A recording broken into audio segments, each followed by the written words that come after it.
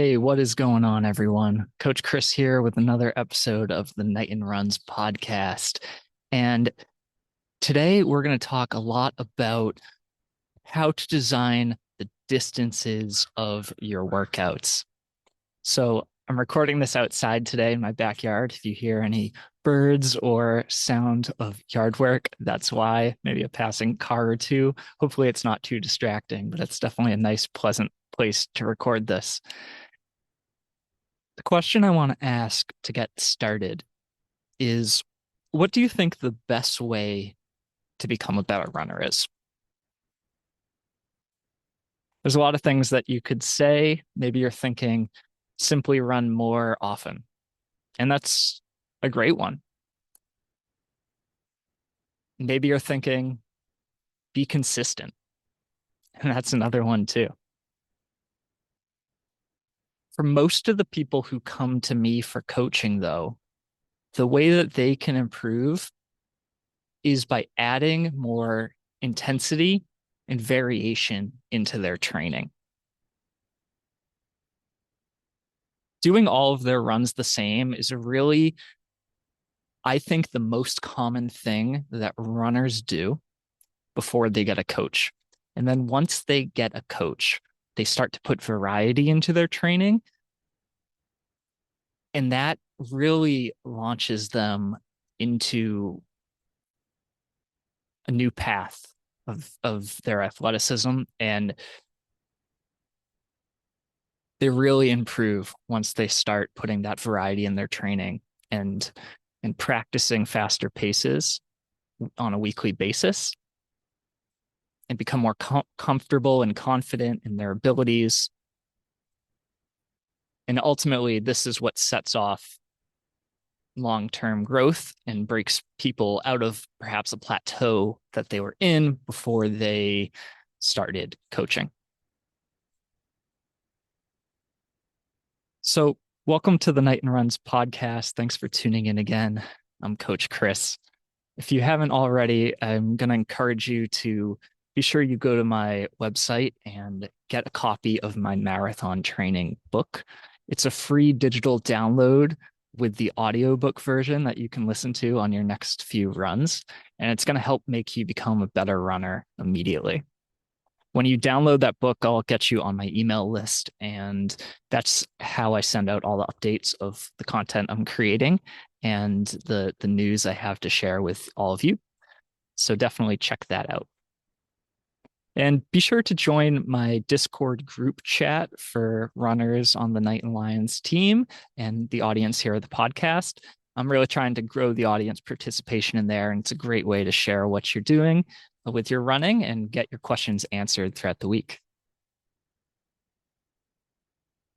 So, as I mentioned in the beginning of this show, adding intensity to your training is one of the best ways to become a better runner. And it's the thing that I see probably the most when it comes to quick fixes that I can make with athletes who come to me for coaching.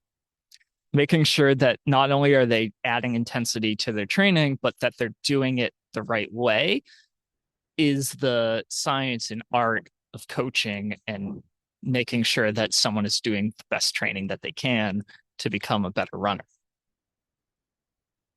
How long should workouts be, though? That's a question that I suspect most people listening to this aren't quite sure how to answer.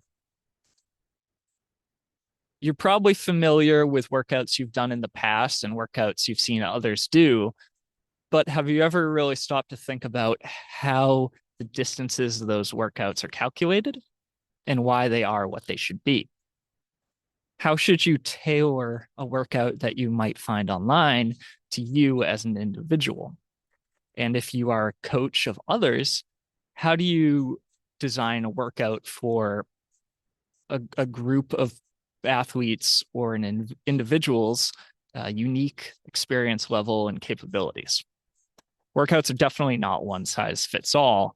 And if you give a workout to a brand new runner that's suited for a much more experienced runner, they might get overwhelmed or even hurt in the process. And if you give a very basic workout to a very advanced runner, they might not get enough stimulus from it to really improve very much. So calculating how much intensity an athlete does is critical for their growth. There's a lot of different factors that go into this, but I hope in this podcast I can provide some of the thought processes and some of the math behind how to calculate the length of workouts. So, one thing that you need to keep in mind is the weekly totals of mileage and intensity that the athlete is going to be striving for. So, the typical Western approach to training in the last couple of decades has essentially been seeking about an 80 to 20 balance between easy running and mixed intensity harder running. Just for the sake of round numbers, let's say an athlete is running 100 miles per week. I know that's a lot. Only really pro marathoners would be doing that, but it just is easy to talk through the math, right? Assume you are doing 100 miles per week. If you were following 80-20 as a general principle, you would typically aim for about 80% of your mileage to be easy, so 80 miles per week, and 20% of that mileage, 20 miles, to be harder. That hard would be mixed intensities. As I mentioned in my previous podcast, where I was discussing the intensities of different types of workouts, the main types of workouts that we do are threshold-based workouts, more endurance-based workouts, that is. That's number one. Number two would be VO2 max style workouts that are above your threshold. This is typically going to be 5K to 3K pace, and you're more so targeting your max heart rate and trying to increase your capacity to process oxygen and run at those high intensity paces. And then there's repetition or speed type workouts where you're running close to your fastest, but still relaxed. So think about how fast you could run a mile, perhaps, or 90% effort. And with these, you're primarily focusing on short, fast, and smooth repetitions to make it more efficient within your body to run faster paces. Those are the main types of intense workouts that we do as athletes. We also do long runs and easy runs, which can be considered workouts in some regards, but tempo, intervals, and repetition/speed are the main ones that we typically talk about. 80-20 is not just a plug and play kind of thing. It is more intricate than just that. For example, most of the athletes I coach probably don't even do 20% of their mileage at intensity, especially if they're running relatively higher mileage. But if they're running relatively lower mileage, say someone's running 10 miles per week or 20 miles per week, it's relatively easy to get them to do 20% intensity because that might only be 2 or 4 miles of intensity. But if you can imagine someone who's doing, say, 100 miles per week, to do 20 miles of intensity is quite a bit. So you may actually do a bit less. And when you are running more mileage, one of the main benefits of that is the increased easy running that you're doing. So that may counteract some of the need for intensity, and it may make it harder to do some intensity as well. So it's certainly not a one-size-fits-all approach, but if we think about 80-20 as a general framework, it gives us a sense of how long workouts should be. Okay, so if we have that in mind, right? The next question we want to ask is how many workouts per week is this athlete going to do to achieve 20% of their running to have intensity in it? Okay, so most of my athletes do anywhere from 1 to 2 faster workouts per week. If I'm having people train exclusively for shorter distances, like 5K, I may give them 3 times per week workouts. But generally, people who are training for the marathon and half marathon are either going to do one midweek faster workout or 2 midweek faster workouts, and then a weekend long run. When you're training for the marathon, the long run is the most important run of the week and often should have some sort of intensity component to it. But if you're training for distances shorter, like 5K or 10K, the long run is not as important. It still plays a role and should be in your training plan, but it's the intensity that is more important when training for the 5K and 10K. When you're training for the half marathon, that's kind of a in-between distance. For faster runners and higher mileage runners, the half marathon is more like training for the 10K. And for relatively slower runners or lower mileage runners, the half marathon is more like training for the marathon. So that event can go either way, sort of depending on the athlete and their interest. So let's just say you're going to do 2 speed workouts in a week. If we're trying to get 20% of your mileage or your athlete's mileage as intensity, you got to figure out, okay, how are we going to do that? Keep in mind that 20% is an upper limit. And often for my athletes and myself, I may only do 10 or 15% of their mileage as intensity. You don't really want to go above 20% when you're following this 80-20 principle, but you can certainly go under, especially for newer athletes or athletes who are not in a phase of their training where they're doing a lot of intensity, or athletes who just want a break from doing structured workouts. Okay. So if you're going to do 2 intense workouts per week with the 80-20 system, you generally want to pick 2 of the 3 types of workouts that I talked about and spread them throughout the week. So you would want to do 2 of the 3 being threshold/tempo, intervals/VO2 max, and speed/repetitions. Pick 2 of those. Generally, I would say tempo should be done every single week that you're doing intensity, especially if you're training for half marathons and marathons. And then the other workout that you choose should be either speed, aka repetitions, or VO2 max, aka intervals. Or it could be another tempo workout. So you could potentially do 2 tempo workouts per week. I would say that half marathoners and marathoners should probably not be doing both a repetition and an interval workout per week, unless they are taking time to really focus on building their speed.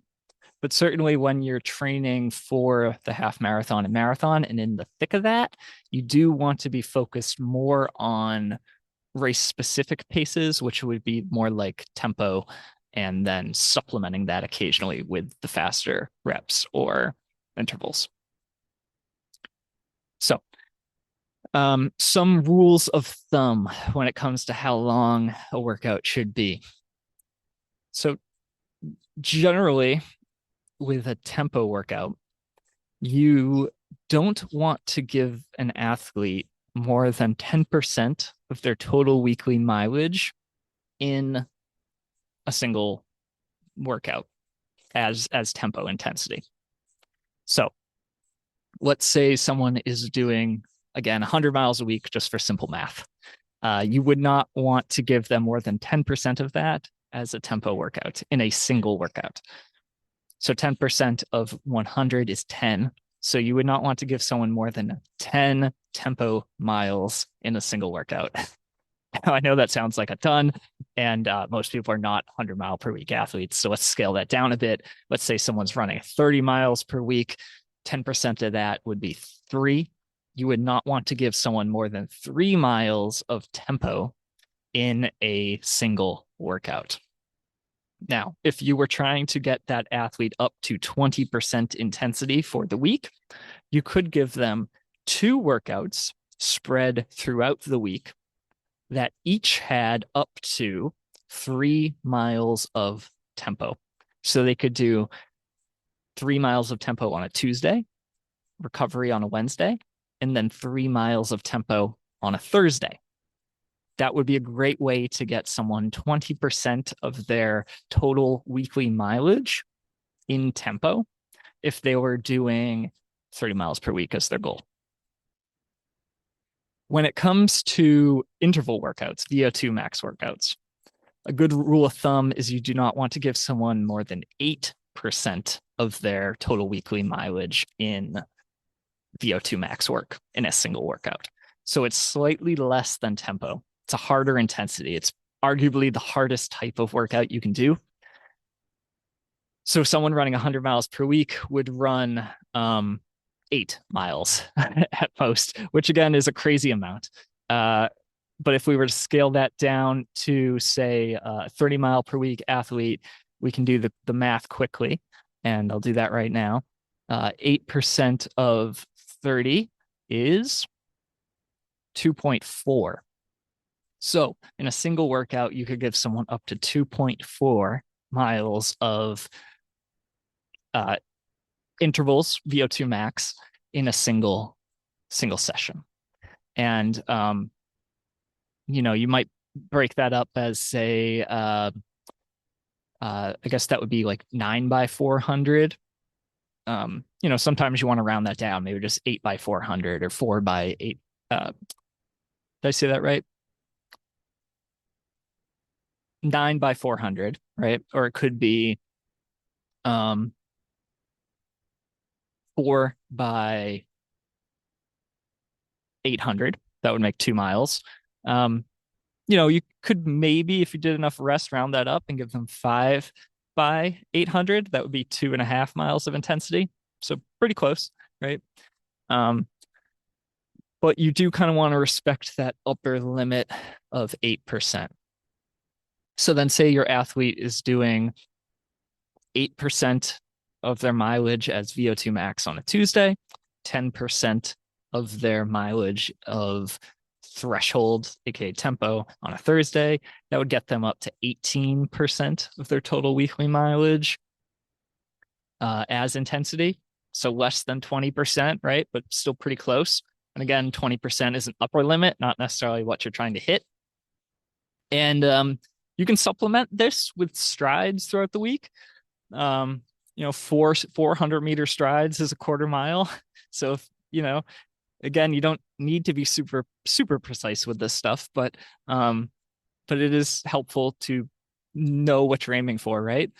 But 2 to 2.5 mile interval workout, a 3 mile tempo workout, and then 4 strides once or twice a week is going to get a 30-mile per week athlete up to about 20% intensity. The rest of their running should all be very, very easy jogging. Conversational pace, warm-ups and cool down should be very easy. Recovery run should be very easy, and their long run should be easy. When it comes to speed workouts, mile pace workouts, repetition, use all of those terms kind of interchangeably. It's the same calculation, but you don't really want to go above 5% in a single workout. So 5% for a 100-mile athlete would be 5 miles at mile pace. That, again, sounds kind of crazy. Don't know if I would give someone that quite that much. But for, say, a 30-mile per week athlete, 5% would be 1.5 miles. So if they did something like 6x400 at mile pace, that would be a very appropriate workout for them.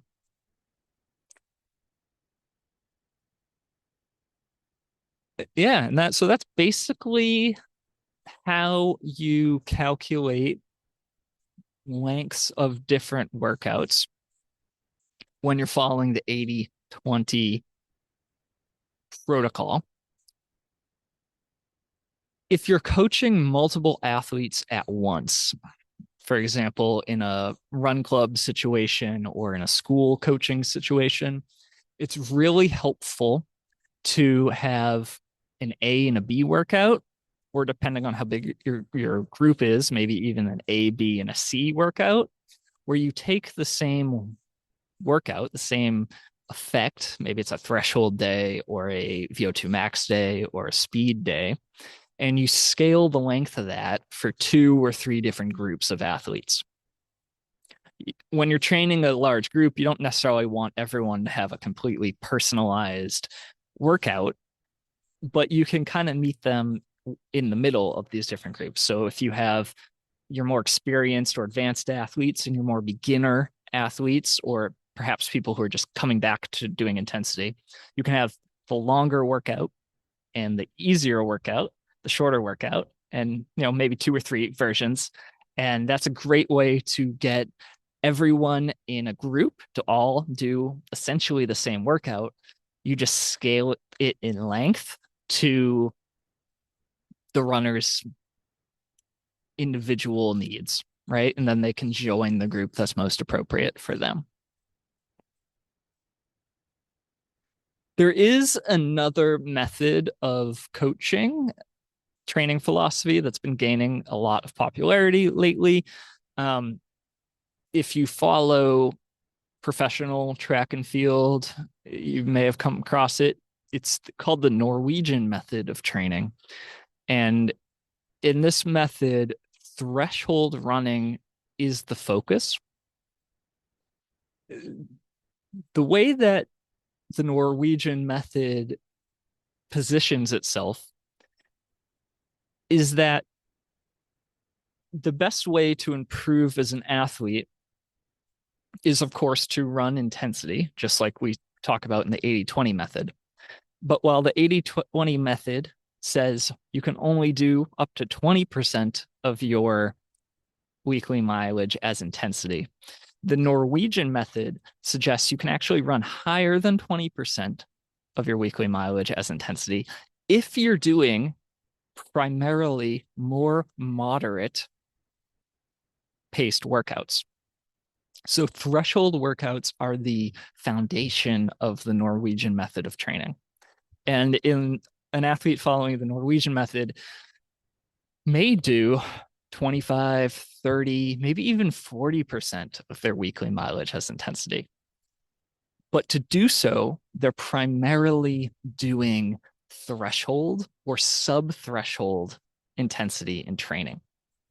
So they're rarely touching on VO2 max and speed componentry in their training. It's an interesting philosophy, and it's one that's really picking up steam here in the West as a lot of athletes on the global scene, especially in track, 5K to 10K, have had a lot of success with this. In either method, 80-20 or the Norwegian method, threshold training, I do think, is the most important training. The question is, how much do you want to prioritize faster paces and speed versus doing more threshold? Historically, I've generally coached my athletes using more of the 80-20 method. But as I'm learning more about the Norwegian method, it's something that I am interested in experimenting more with and coaching some of my athletes using some of its philosophies a bit more. I don't necessarily think one is better than the other. I think it really depends on the events you're training for, as well as the individual temperament of the athlete. And when it comes to marathon training specifically, which is a large percentage of the folks who I coach, neither 80-20 or the Norwegian method is always completely appropriate. Often for the marathon itself, the long run truly is the most important run of the week. So success in marathon training often is going to come down to prioritizing the long runs, gaining confidence from them, and making sure that you have long runs which build on top of each other, along with your total weekly mileage and some of the threshold training that you're doing to support that. So that by the time you get to your marathon, you do feel confident enough to run 26.2 miles, run it strong. And if you're chasing a goal time, run your goal pace. But when it comes to periods of training where you're specifically trying to get faster, like I often talk about before your marathon training is when you'd want to do this, or breaks in between marathon training, doing a lot of faster intensity,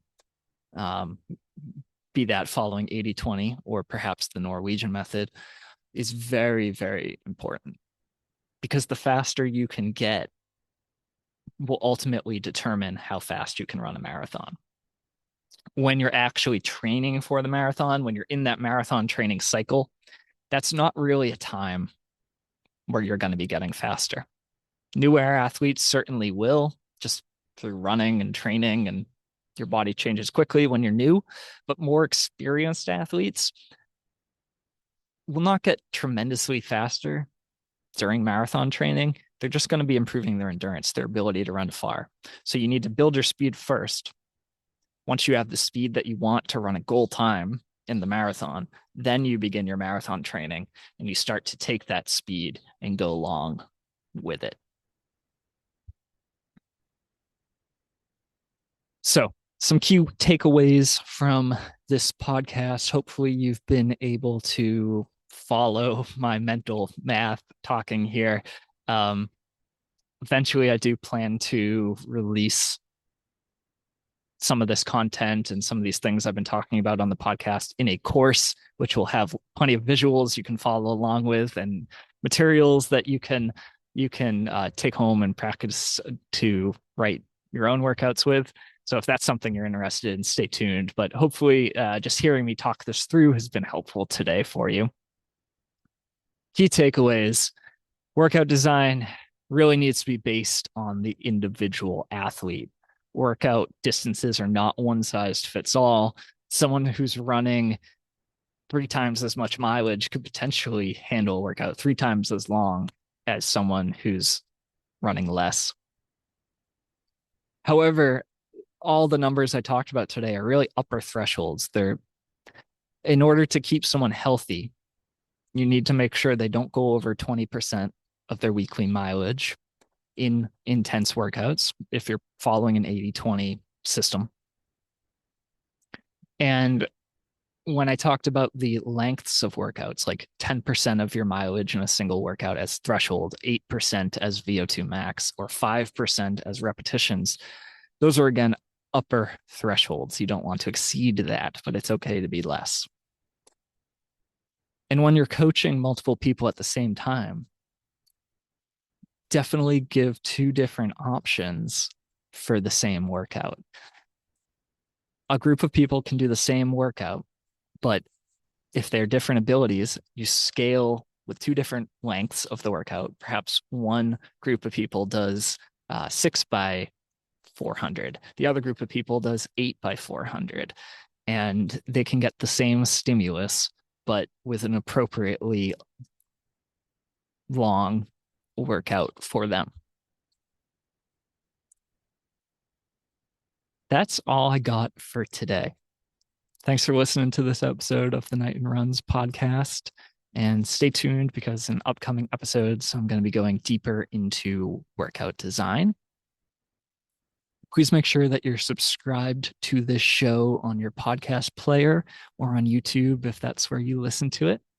And If you're interested in this kind of thing, be sure to join our running group chat on Discord. The link is in the description to that. A couple great ways to help this show if you're so inclined. You can support me on Patreon by pledging a couple bucks a month to support this show. Keeps this content going, and it's a great way to say thanks for the show. Anyone who does that and submits questions, I will prioritize answering them here on the show for you. If you're not in a place where you want to support the show monetarily, a great way to help is to just share this on social media or leave a review in your podcast player or leave a comment in the YouTube channel. All of that really helps promote the algorithms of the different hosting services and websites to share this with others who might like it too. And sharing it with a friend or family member who might benefit from this is super helpful as well. Word of mouth has always been arguably the best way that I've reached new athletes as a coach. Until next time, thanks so much for listening. I hope you have a great day. This has been Coach Chris with Knighton Runs Podcast. Bye.